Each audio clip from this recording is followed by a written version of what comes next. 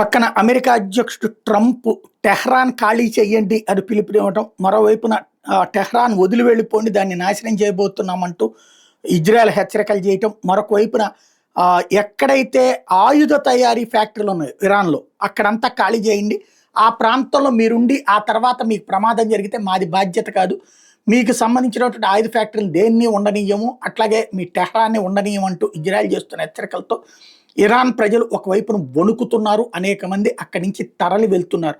మరొక వైపున ప్రపంచ దేశాలకి యుఎస్ కానీ, UK, Russia, Italy, Hungary, Kazakhstan, France, Belgium, China, Saudi, Canada, Egypt, Sweden, Germany, Romania, Poland, Austria, Lithuania, ఉక్రెయిన్లని ధ్వంసం చేస్తుంది. మేము గనక ఇప్పుడు ఆపకపోతే వీళ్ళు చేసేటటువంటిది అదే అంటూ డైరెక్ట్గా ఇచ్చినటువంటి హెచ్చరిక ఏదైతే ఉందో అది మరొక సంచలనం అవుతుంది. ఏదైతే ప్రపంచ దేశాలందరినీ కూడా ఇందులోకి లాగుతా మీరు మా జోలికి రావద్దు అన్నటువంటి హెచ్చరికని లేదా సూచనని పరోక్షంగా ఇజ్రాయెల్ ఇస్తుండటంతో ఇప్పుడు వణుకు ఇరాన్లో పెరుగుతోంది.